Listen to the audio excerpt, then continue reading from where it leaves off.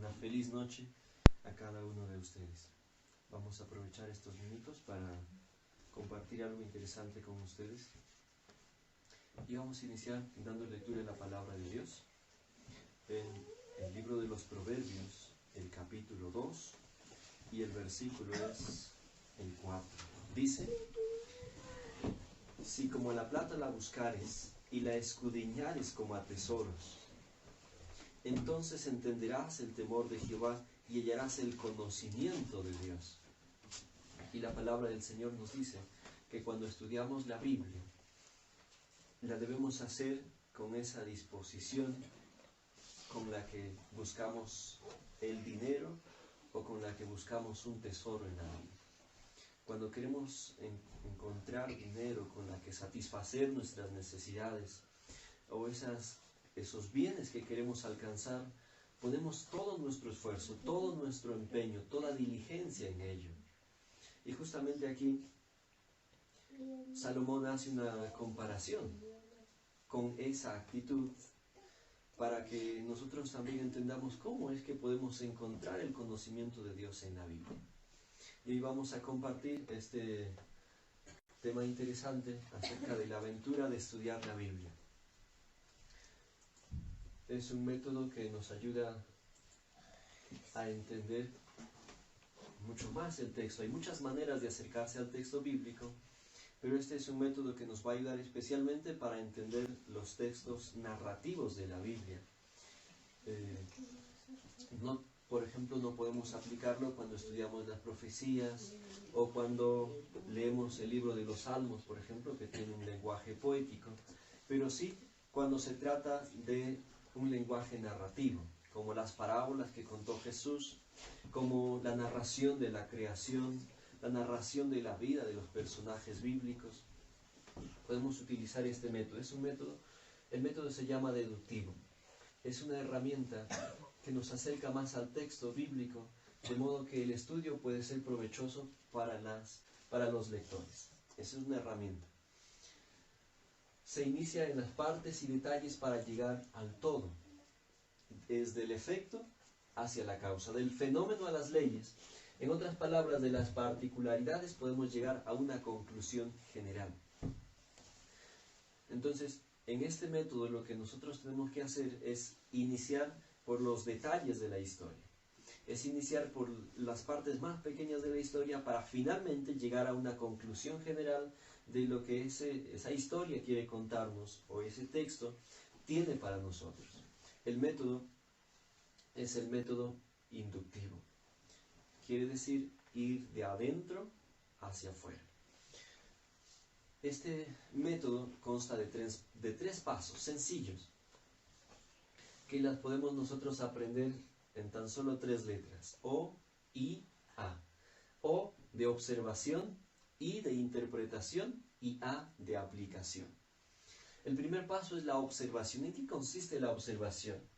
Allí es donde respondemos a la pregunta: ¿qué es lo que realmente nos está contando el pasaje? Allí vamos a ver los detalles de esa narración. En el segundo paso es la interpretación. Vamos a entender qué es lo que el lector o el autor quería comunicarnos a nosotros. ¿Qué es lo que el autor quería que entendiesen las personas o el público hacia el cual dirigía esa lectura? Y el último paso es la aplicación. Aquí respondemos a la pregunta: ¿cuáles son las lecciones prácticas que esa narración o esa historia tiene para nosotros en la actualidad? Eso se llama aplicación. Entonces vamos a ir viendo en detalle paso por paso. El primer paso entonces es la observación. ¿En qué consiste la observación? La observación es sencillamente tomar nota de lo que dice el pasaje, cómo lo dice, pero para eso nosotros necesitamos estar atentos a lo que expresa el autor y cómo lo dice. Allí vamos a descubrir los detalles más pequeños que tal vez pueden ser insignificantes a simple vista, pero que nos van a ayudar a entender mejor el texto que nosotros elegimos estudiar. Entonces hay que estar atentos a esos detalles que el autor cuenta. ¿Cómo lo cuenta también? Lo está haciendo mediante preguntas, lo está haciendo en un tono de advertencia. Hay que también observar allí la actitud de los personajes. Hay varias preguntas que nosotros tenemos que responder aquí. La primera es, ¿quién lo escribe?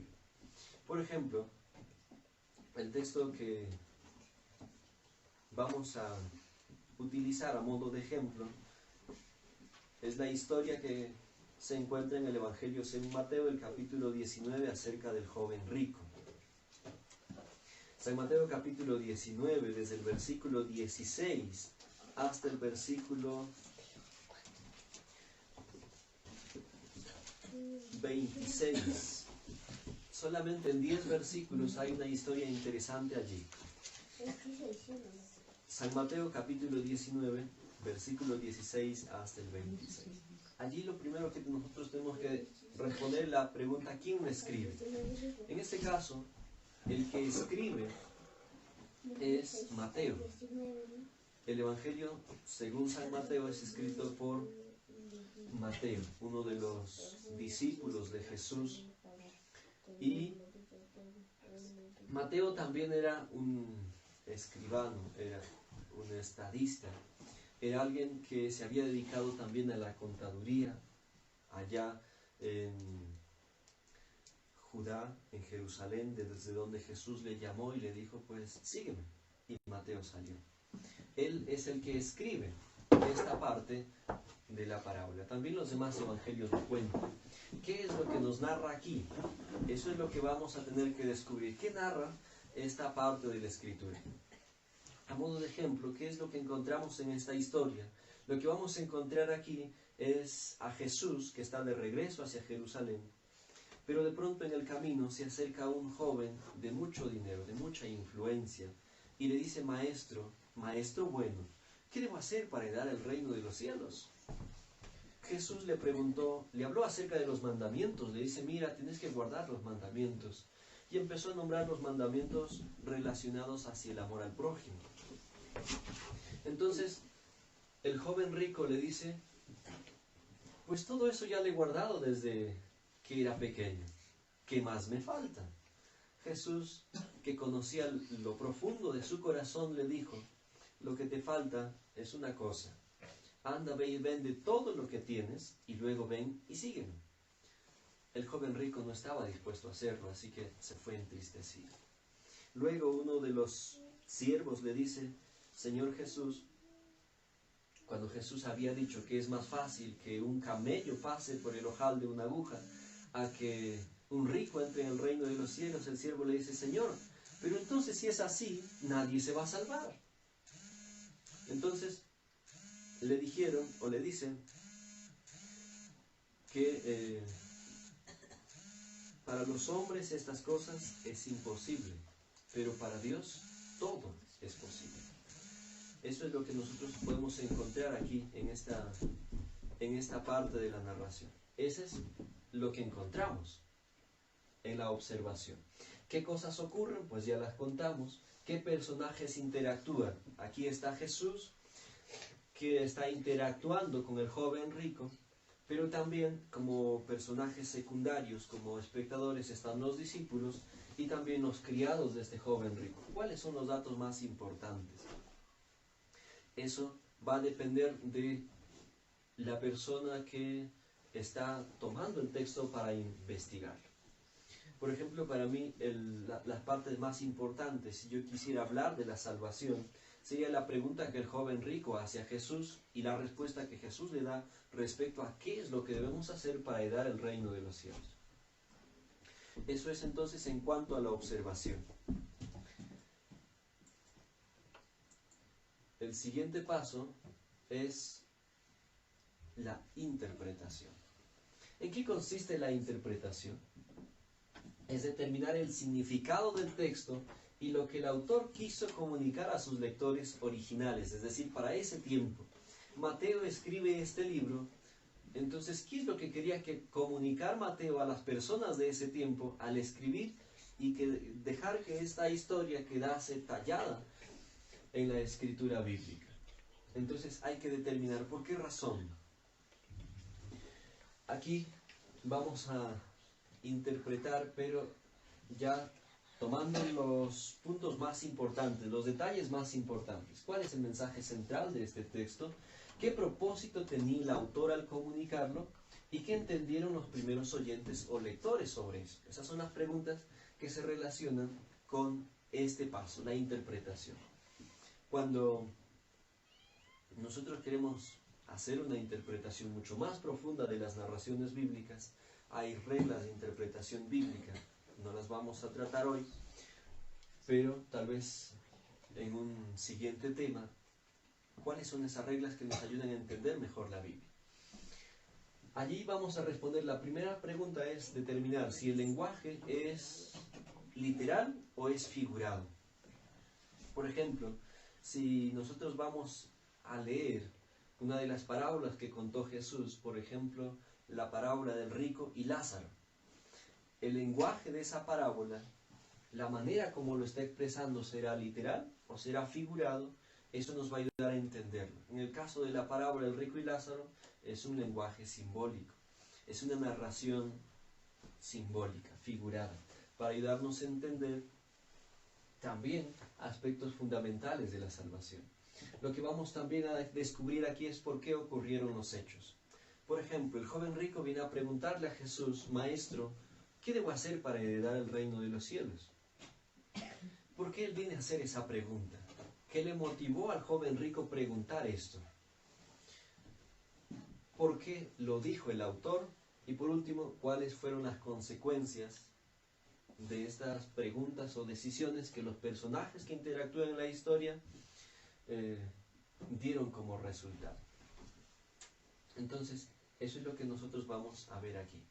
Ahora, hablando del joven rico, por ejemplo, vamos a centrarnos en la primera parte de esta escena.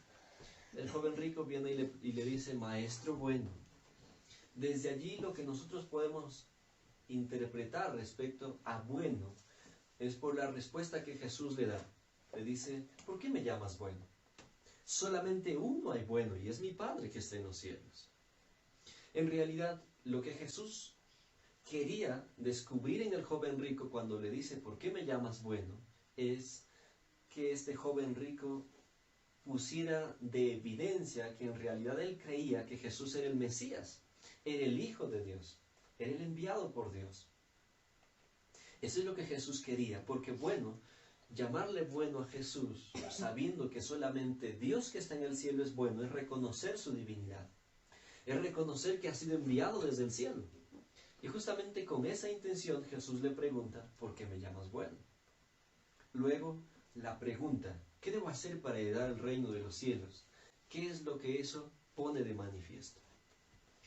Aparentemente el joven rico tenía el deseo de saber cómo vamos a alcanzar el cielo, cómo vamos a alcanzar la eternidad, cómo podemos ser salvos.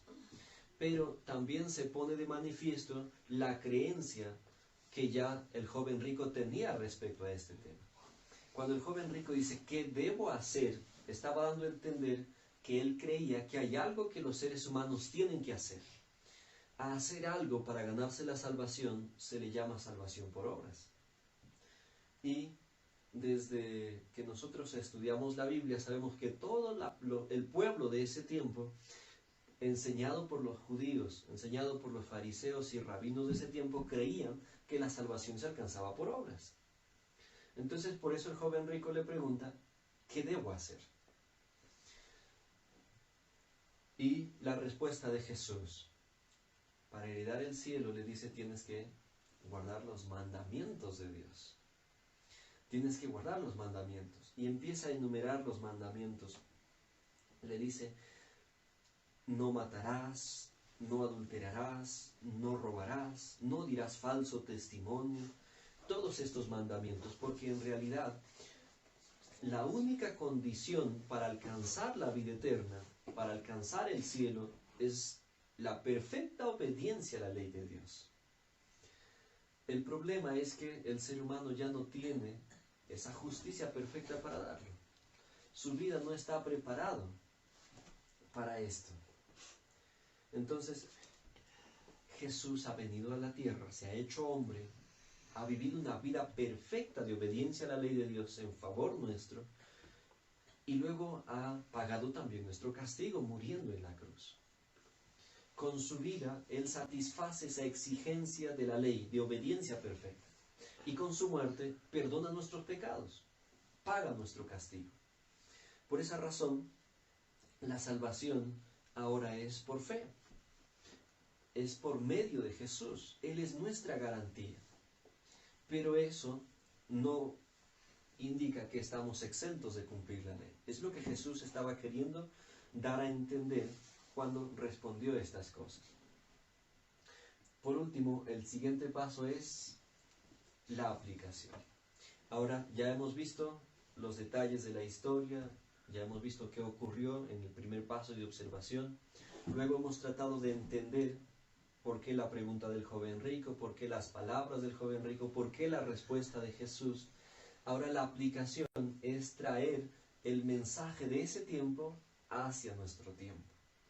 Es entender o aplicar las lecciones prácticas de lo que Jesús quiso decirle al joven rico, o lo que podemos aprender del joven rico y traerlo a nuestra propia experiencia como cristianos.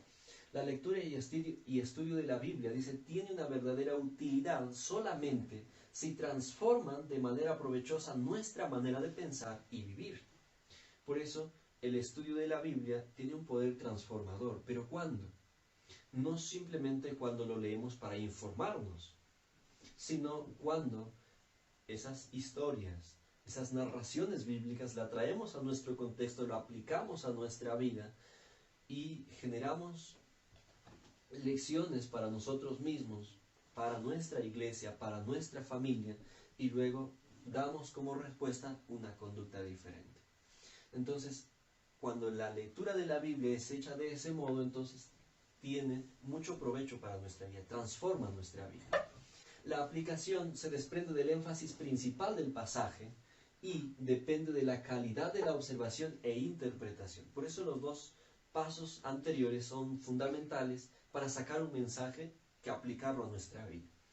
La aplicación debe expresarse de manera que sea personal, práctica y clara.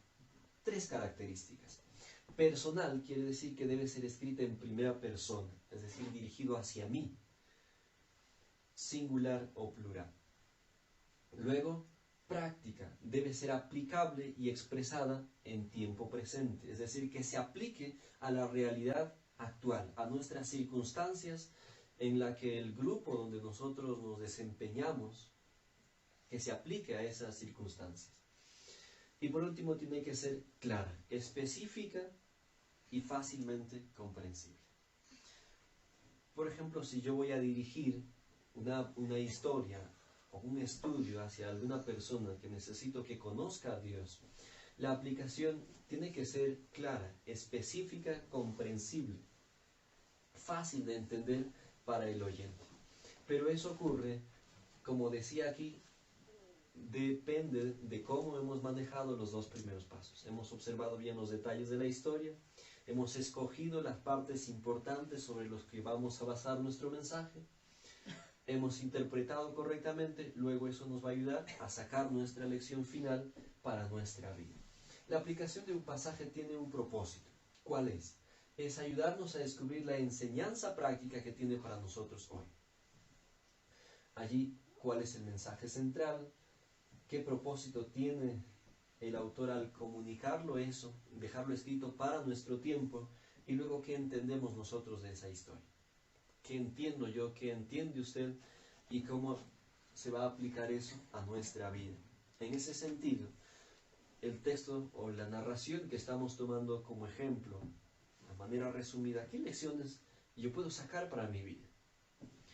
Lo que hemos visto allí, las razones que le motivaron al joven rico a preguntarle esto a Jesús, las respuestas que da Jesús, eso fue lo que ya ocurrió, eso lo interpretamos así de la Biblia. Pero ahora eso, ¿qué tiene que ver con mi vida? ¿Qué tiene que ver con tu vida? ¿Qué es lo que podemos aprender de eso? Hay muchos mensajes que nosotros podemos sacar de esta historia. Los mensajes, principalmente 2, los que vamos a tomar como ejemplo hoy. El primero sobre lo que ya comentamos, la motivación del joven rico para preguntar a Jesús y decir, ¿qué debo hacer? Muchas veces nosotros también preguntamos, Señor, ¿qué debo hacer? ¿Qué más me falta? Y creemos que como ya vamos a la iglesia, ya damos nuestro diezmo, ya somos bautizados, ya no comemos carne, ya no vestimos como el mundo, ya hemos hecho muchos cambios en nuestra vida y ahora parece que ya no hay nada más que hacer en la vida y nos preguntamos, ¿qué más debo hacer?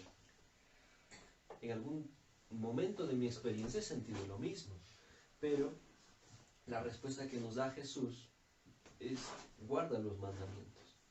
Pero guardar los mandamientos ahora cuando vamos a la Biblia, al resto de declaraciones que existen en la Biblia sobre este tema, nos dice que por nosotros mismos no podemos.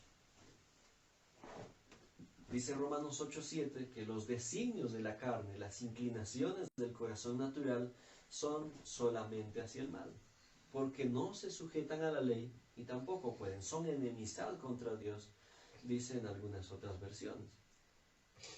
Entonces, siendo que yo no puedo guardar la ley, ¿qué tengo que hacer? Lo que el joven rico debería hacer también está en el resto de la respuesta de Jesús. Vende todo lo que tienes y ven y sígueme. No solamente esta respuesta tenía una implicancia en el aspecto material de la vida del joven rico, no. También tenía mucho que ver con el concepto que él tenía de sí mismo. Él tenía que abandonar su autoconcepto de que él ya lo ha cumplido todo. Él tenía que sentir esa necesidad de Jesús para poder ir tras Jesús. El ser humano que siente que ya ha cumplido todo, que es mejor que cualquier persona, el ser humano que ha llegado a creerse mejor que los demás, no siente necesidad de ir a Jesús. No siente necesidad de buscar un sustituto. No siente necesidad de buscar una ayuda. Entonces, él espera ser salvo por sus obras. Lo mismo que el joven rico. Es un peligro que nosotros debemos evitar. Segundo, la respuesta que le da Jesús al joven rico lo desanimó. Por eso Jesús dijo, es más fácil que un camello pase por el ojal de una aguja a que un rico entre en el reino de los cielos. ¿Qué quería dar a entender Jesús con esto? Que las personas cuyo corazón está lleno de amor hacia sí mismo, está lleno de egoísmo, es un corazón que ya no tiene espacio para nada más. Entonces, ¿cómo puede entrar al reino de los cielos si él no tiene necesidad, si él no siente necesidad? Ese también puede ser nuestro peligro, puede ser un peligro en nuestra vida. ¿Cómo podemos alcanzar el cielo si nosotros no sentimos esa necesidad? ¿Cómo podemos alcanzarlo? Entonces, eso es lo que nosotros podemos aprender de la historia de este joven rico. Bueno, hasta allí hemos visto y hemos hecho un ejemplo práctico de la manera como se entiende estas cosas. Entonces, este taller nos ha presentado un método práctico como herramienta para utilizarlo en nuestros estudios. Lo que necesitamos es desde un principio ser buenos observadores para poder descifrar los detalles, poner nuestra atención en las cosas insignificantes pero que tienen gran significado cuando a profundidad lo estudiamos, y luego que hemos hecho una interpretación correcta, hemos identificado las partes más importantes de la narración, ahora sí podemos sacar mensajes aplicables a nuestra vida. Entonces, que el Señor nos ayude y que esta herramienta sea de bendición para nuestras vidas.